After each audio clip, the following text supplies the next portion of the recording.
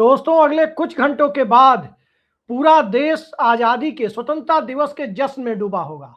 कुछ लोग 1947 वाली आजादी के जश्न में डूबे होंगे, तो कुछ चंद लोग ऐसे भी होंगे जिन्हें 2014 की आजादी वाला जश्न भी कहीं ना कहीं मनाना पड़ रहा होगा। काल्पनिक आजादी 2014 वाली। लेकिन प्रधानमंत्री जब लाल किले से संबोधित करने आएंगे, जितने तरह की बातें प्रधानमंत्री नरेंद्र मोदी लाल किले से कहेंगे, इस वक्त जेनजी और जेन अल्फा के सड़क पर उतरने के दौर में वो सारी बातें लोगों के जेहन में आएंगी कि पिछले 12 वर्षों में 12 बार जब प्रधानमंत्री नरेंद्र मोदी लाल किले पर आए, तो जितने तरह की बातें उन्होंने कही, उसमें से कितने प्रतिशत बातें जमीन पर हकीकत में उतरती हुई दिखाई दी है। लिहाजा जब 13वीं बार प्रधानमंत्री नरेंद्र मोदी लाल किले से बोलते हुए नजर आएंगे, तो आज के दौर में जिस तरह की बातें पिछले 12 सालों में वो करते आ रहे हैं, हो सकता है कि उससे भी ज्यादा बड़ी और लंबी लंबी बातें 13वीं बार झंडा फहराते वक्त वो करते हुए नजर आए।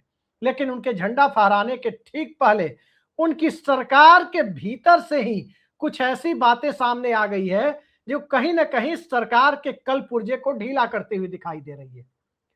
ये बात कोई राहुल गांधी लेकर नहीं आए हैं, ये बात कोई चुनावी राज्य में जा रहे अखिलेश यादव लेकर नहीं आए हैं, बल्कि भारत सरकार के अंदर से जो बातें सामने आई है, वो कहीं ना कहीं इस देश के आम आदमी के दिलो दिमाग को हिला देने वाली बातें हैं। जरा इस अखबार की इस तस्वीर को देखिए, इस कटिंग को देखिए। साफ साफ लिखा जा रहा है कि लगभग 10 लाख करोड़ रुपए पिछले 12 सालों के दरमियान, यानी नरेंद्र मोदी के सत्ता में आने के बाद से 10 लाख करोड़ रुपए का जो बैंक कर्ज है, जो बड़े बड़े कॉरपोरेट का है, आपका हमारा या किसी किसान या मजदूर का नहीं है, किसी नौकरी पेशा व्यक्ति का नहीं, कॉरपोरेट का कर्ज 10 लाख करोड़ रुपए लगभग वो बट्टे खाते में डाला गया है। अब सरकार ने एक शब्दावली चुन ली है कि लोन को राइट ऑफ किया गया, बट्टे खाते में डाला गया। और बट्टे खाते में डाले जाने को सरकार कहती है कि लोन माफ करना नहीं होता, बल्कि अकाउंटिंग की एक प्रक्रिया होती है। और मैं आपको साफ साफ कहता हूं कि बट्टे खाते में डाले जाने की का मतलब होता है कि उस लोन के वापस आने की कोई गारंटी नहीं है, और वो लोन वापस आना ही नहीं है। दरअसल व्यवहारिक रूप से कहें तो वो लोन वापस नहीं आना है। बट्टे खाते में डालने का मतलब हुआ कि उसके वापसी की कोई भी संभावना खत्म हो गई। अलग अलग शब्दावली चाहे वो रिजर्व बैंक से सरकार जारी करवाए या सदन में बयान देकर बताए, 10 लाख करोड़ रुपए बट्टे खाते में गए हैं, यानी कॉरपोरेट ने 10 लाख करोड़ रुपए गुलछर्रे उड़ाने के लिए लिए और वो वापस नहीं किए। वापसी की उम्मीद नजर नहीं आई तो बैंकों ने उसे बट्टे खाते में डाल दिया। उससे बड़ा सवाल यह है कि ये 10 लाख करोड़ रुपए, 9,95,000 करोड़ रुपए जो करीब बताए जाते हैं, वो किसके हैं? वो पैसे हमारे आपके जैसे लोगों के हैं, गरीब मजदूर से लेकर नौकरी पेशा लोगों के हैं, छोटे व्यवसायियों के हैं। और वो पैसे बड़े बड़े कॉरपोरेट को जब लोन दिए जाते हैं, तो गारंटर कौन बनता है? आपके हमारे जैसे लोग जब छोटे लोन के लिए बैंक में जाते हैं, car loan, house loan, education loan, या किसान अपने केसीसी के लिए जाता है, वहां भी एक गारंटर की जरूरत होती है। लेकिन बड़े कॉरपोरेट के लिए गारंटर कौन बनता है? बड़े कॉरपोरेट के लिए गारंटर की प्रक्रिया इस तरह से अघोषित है जैसे लगता है कि सरकार ही कहीं ना कहीं उनकी गारंटर है। और जब सरकार ही एक तरह से उनकी गारंटर बन जाती है लोन की, फिर वो पैसा बट्टे खाते में क्यों जाता है? उस पैसे की वापसी क्यों नहीं होती? और आखिर ये कौन से कॉरपोरेट हैं? जब वित्त राज्य मंत्री पंकज चौधरी सदन में बताते हैं या लिखित जवाब दायर करते हैं कि कॉरपोरेट का 10 लाख करोड़ रुपया जो लोन लिया था, वो लोन वापस नहीं आया और उसे बट्टे खाते में डाल दिया गया, तो सवाल बड़ा उठता है कि आखिर ये कौन कौन से कॉरपोरेट हैं, उनकी लिस्ट इलेक्टोरल बॉन्ड में चंदा देने वालों की तरह जाहिर क्यों नहीं की जाती कि आखिर कौन है वो, कौन सी कंपनी है, कौन सा बड़ा गोदी सेठ है जो इतने पैसे उधार लेता है, लोन लेता है और चुकाता नहीं है, लोन लेकर गुलछर्रे उड़ाता है और उसके बाद इस देश के बैंकों को बट्टे खाते में डालने पर मजबूर होना पड़ता है।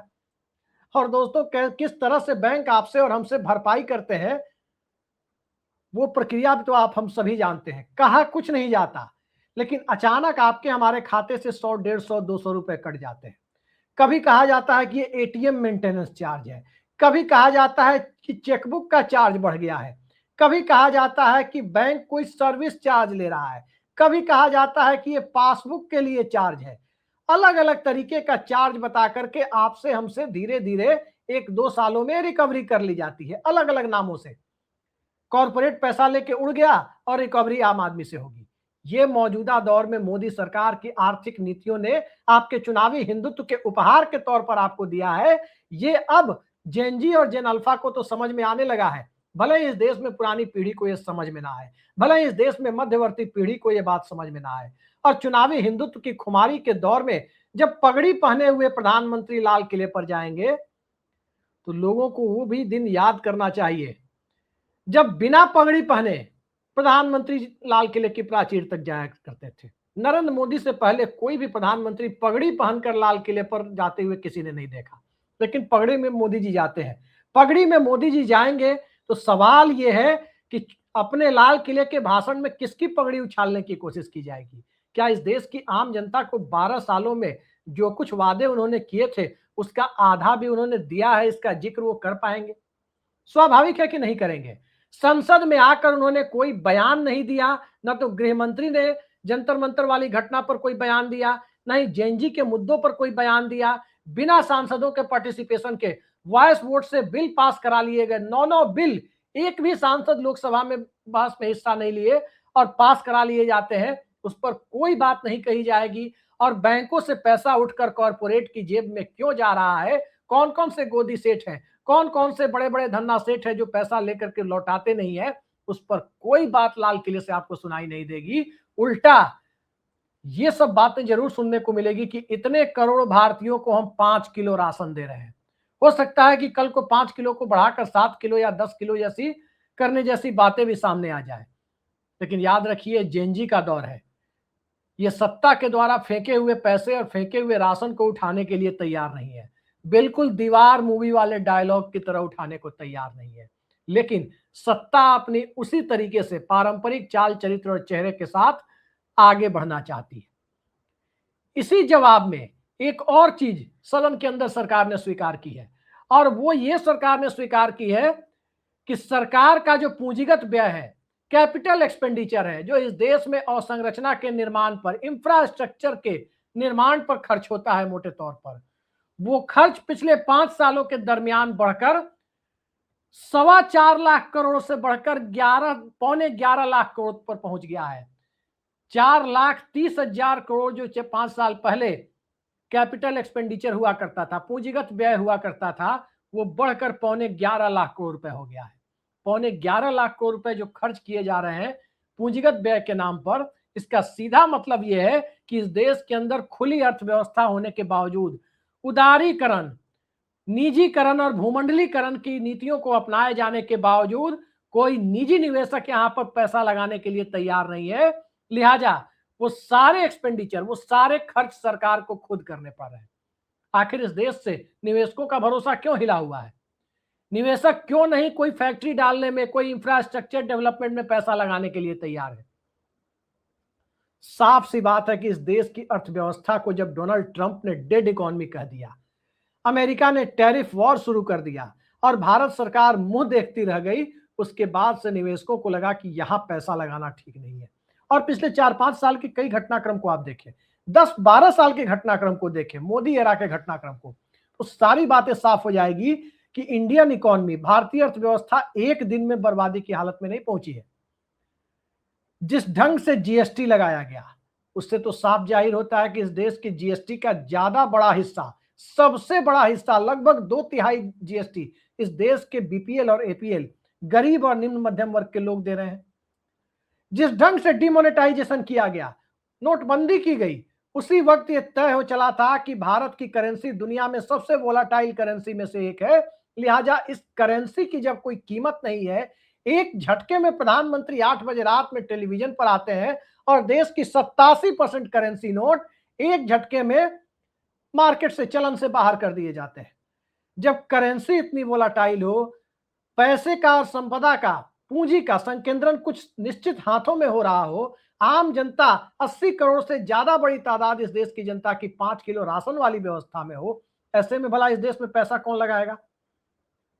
पैसा नहीं लगाने का नतीजा यह है कि आज इंजीनियरिंग कॉलेज जितने प्राइवेट खुले हुए हैं, जितने प्राइवेट मैनेजमेंट कॉलेज खुले हुए हैं, वहां से लड़के पढ़ के तो निकल रहे हैं, लेकिन रोजगार के नाम पर एआई के दौर ने जब स्थितियां और ज्यादा खराब कर दी है, वहां स्थिति ये हो गई है कि रोजगार के नाम पर उन्हें 15-20 हजार रुपए की नौकरी मिलने में भी ज्यादातर को दिक्कत आ रही है। एक मजदूर जैसी स्थिति इस देश के व्हाइट कॉलर जॉब में जाने की इच्छा रखने वाले लोग और क्वालिफिकेशन लेकर आने वाले लोगों की बना दी गई है। यही 12 सालों की मौजूदा अर्थनीति का हासिल है। और थोड़ा और वाइड स्पेक्ट्रम में ज्यादा बड़े कैनवास पर देखने की कोशिश करें तो 1947 से लेकर 2026 तक लगभग 80 सालों की भारतीय अर्थव्यवस्था का जो सार संक्षेप है, उसमें आखिरी 12 सालों की यही उपलब्धि है। यही उपलब्धि है कि रील बनाकर लोग रोजगार प्राप्त कर रहे हैं। और प्रधानमंत्री बिहार के दौरे में चुनावी सभा में कहते हैं कि बिहार के नौजवान रील बनाकर रोजगार प्राप्त कर रहे हैं।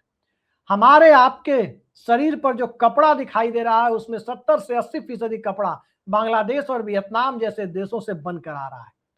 मैन्युफैक्चरिंग की हालत में बराबर आपको कह रहा हूं कि बहुत खराब होती जा रही है। लेकिन इन सब के बीच सत्ता और सत्ता का चेहरा लगातार चमक रहा है।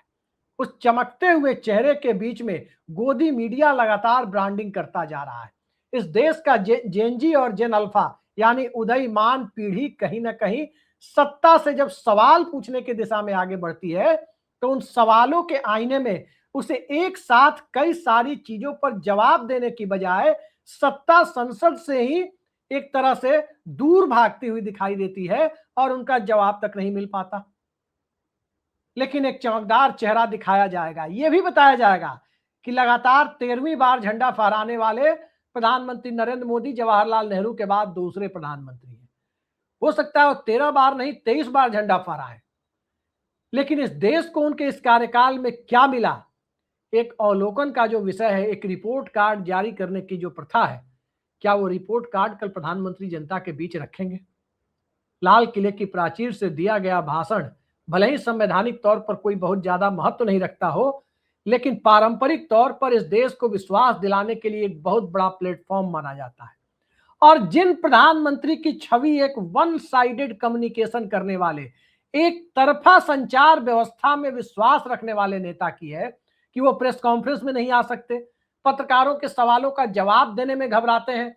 इस वजह से उन्होंने प्रधानमंत्री के पूरे कार्यकाल में एक भी प्रेस कॉन्फ्रेंस नहीं की। भारत के बाहर भी जाते हैं तो प्रेस कॉन्फ्रेंस से बचने की कोशिश करते हैं।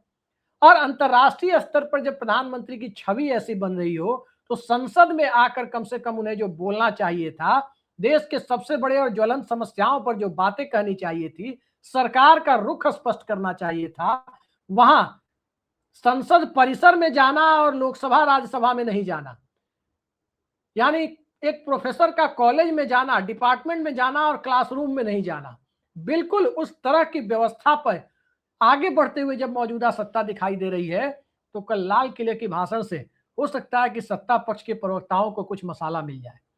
हो सकता है कि इस देश को भरोसा दिलाने वाली प्रक्रिया में प्रधानमंत्री कोई नया सरप्राइज देते हुए नजर आए, लेकिन उस सरप्राइज को लेकर इस देश का जेनजी और जेन अल्फा अब बहुत ज्यादा बड़ी उम्मीद रखने की स्थिति में खुद को नहीं देख पा रहा है। और जब बहुत ज्यादा बड़ी उम्मीद वो देखने की कोशिश नहीं कर रहा है, तो इसके कारण ज्यादातर वही है जो अभी मैंने आपको इस वीडियो की शुरुआत में बताया कि बड़े कॉरपोरेट के 10 लाख करोड़ रुपए माफ कर दिए जाते हैं, वो बट्टे खाते में डाल दिए जाते हैं। आम जनता को क्या मिलता है? आम जनता के लिए आखिर किस तरह की व्यवस्था बनाई गई है? उसके रोजी रोजगार के लिए कौन सी व्यवस्था बनाई गई है? इस देश के नौजवानों की भीड़ को आप मेट्रो से लेकर छोटे छोटे कस्बे तक जाकर देखें, तो एक पुरानी बाइक लेकर डिलीवरी बॉय की भूमिका निभाते हुए सभी देखते हैं कि कहीं कोई दूध पहुंचा रहा है, तो कहीं कोई मोबाइल पहुंचा रहा है, तो कहीं कोई टी शर्ट पहुंचा रहा है, तो कहीं नमक तेल हल्दी पहुंचा रहा है घर घर में। यही व्यवस्था मौजूदा दौर में जेनजी और जेन अल्फा से उम्मीद की जा रही है। और इसी व्यवस्था को चुनावी हिंदुत्व के दौर का अमृत काल बताने की जो कोशिशें हो रही है, उस अमृत काल में 5 ट्रिलियन नहीं 10 ट्रिलियन की इकोनॉमी भी अगर भारत की हो जाए तो क्या फर्क पड़ता है? क्योंकि उस 5 या 10 ट्रिलियन की इकोनॉमी का बड़ा हिस्सा, 2/3 से ज्यादा बड़ा हिस्सा तो इस देश के चंद पूंजीपतियों का होगा। फिर इस देश के 150 करोड़ लोगों के लिए कौन सी बुनियाद और कौन सी अवसंरचना खड़ी की जाएगी? रेवेन्यू एक्सपेंडिचर, बजट का एक बड़ा हिस्सा होता है। सरकार कहती है कि इतना ज्यादा राजस्व सरकार ने कभी कलेक्ट नहीं किया, लेकिन दोस्तों सरकार कभी आपको नहीं बताती है कि जब जीएसटी लागू किया गया तो राज्यों के बहुत सारे सारे रेवेन्यू वसूलने का अधिकार केंद्र सरकार के पास आ गया जीएसटी के नाम पर, और वसूली केंद्र सरकार करती है और राज्यों को उनका हिस्सा देती है। वसूली के वक्त का डेटा तो संसद में दिखा दिया जाता है, उसमें राज्यों का भी हिस्सा होता है, लेकिन वो टैक्स वसूली जिस अंदाज में चल रही है, जरा ये सरकार बताने का कष्ट करती कि आखिर इनकम टैक्स की अपर लिमिट वो कॉर्पोरेट टैक्स से ज्यादा क्यों है। इनकम टैक्स की लिमिट 30% तक जाती है। 15-20 लाख रुपए से ऊपर, आप 20 लाख रुपए अगर आपकी सालाना आय है या 20 लाख रुपए से ऊपर है, मोटे तौर पर कहें तो कोई व्यक्ति 2 लाख रुपए महीना कमाता है तो वो 30% इनकम टैक्स देगा। लेकिन एक कॉर्पोरेट जो हजारों करोड़ रुपए कमाता है उसकी अपर लिमिट 25% रखी गई। ये मौजूदा दौर में आम जनता और सत्ता के गोदी सेठों का ख्याल रखने वाली व्यवस्था के बीच सोच का अंतर है कि सरकार किसकी है। किसके प्रतिनिधि के तौर पर लाल किले से सरकार और सरकार के मुखिया इस देश को संबोधित करते हैं, ये परिस्थितियां वो आईना दिखाने के लिए काफी है। 5 किलो राशन और चुनाव के वक्त कहीं 10,000, कहीं 9,000, कहीं तो 50,000 की बातें चल रही है। वो देने की जो कवायद चल रही है उसमें आम जनता की भूमिका क्या वाकई कॉकरोच की तरह हो गई है, जिस कॉकरोच को लेकर के कॉकरोच जनता पार्टी सोशल मीडिया में फॉर्म होती है। अभिजीत दीपके के नेतृत्व में लोग जंतर मंतर तक आ जाते हैं और उसके बाद इस पूरे मुद्दे पर राहुल गांधी समेत पूरा विपक्ष इस देश की जेनजी के साथ खड़ा हो जाता है। मैं फिर कह रहा हूं कि जेनजी के मुद्दों को लाल किले से बरगलाने की कोशिश यदि होती है तो जेनजी इस बात को स्वीकार करने के लिए तैयार नहीं होगा। बाकी देखते जाइए कल किस तरह का सरप्राइज आपके सामने आता है या किस तरह से देश को मुगालते में रखने वाली बातें घंटे 1.5 घंटे के प्रधानमंत्री के भाषण में सामने आती। फिलहाल तो आप सबको स्वतंत्रता दिवस की बहुत बहुत शुभकामनाएं, लेकिन कंगना रनौत वाला स्वतंत्रता दिवस आप लोग ना मनाएं जो वो कहती हैं कि 2014 में असली आजादी मिली थी। ये स्वतंत्रता दिवस 1947 की 15 अगस्त को जो आजादी मिली, 14-15 अगस्त की दरमियानी रात जो आजादी इस देश को मिली, वो स्वतंत्रता दिवस मनाया जा रहा है। और उस स्वतंत्रता दिवस के लिए जितनी भी कुर्बानियां दी गई, खुदीराम बोस से लेकर भगत सिंह तक, अशफाकुल्ला खान तक जितनी भी कुर्बानियां दी गई, उन कुर्बानियों के आश्रय महात्मा गांधी के नेतृत्व में जिस तरह से भारत ने आजादी हासिल की, उसके लिए यह स्वतंत्रता दिवस है। उस दिन के आधार पर मनाया जाने वाला स्वतंत्रता दिवस है। लेकिन इन स्वतंत्रता के बीच में क्या आम जनता को कॉरपोरेट के हाथ का, कॉरपोरेट की मुट्ठी का और चंद गोदी सेठों की मुट्ठी का गुलाम बनाकर छोड़ दिया गया है? टेलीकॉम सेक्टर में सिर्फ दो या तीन कंपनियां दिखाई देती है। आज से 12 साल पहले तकरीबन दर्जन भर कंपनियों के सिम कार्ड लगाने की स्थिति में आप थे। लेकिन आज ये एक उदाहरण काफी है कि बीएसएनएल को कैसे बर्बाद किया गया।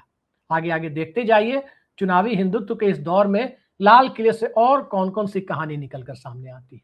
आज के लिए इतना ही। नमस्कार।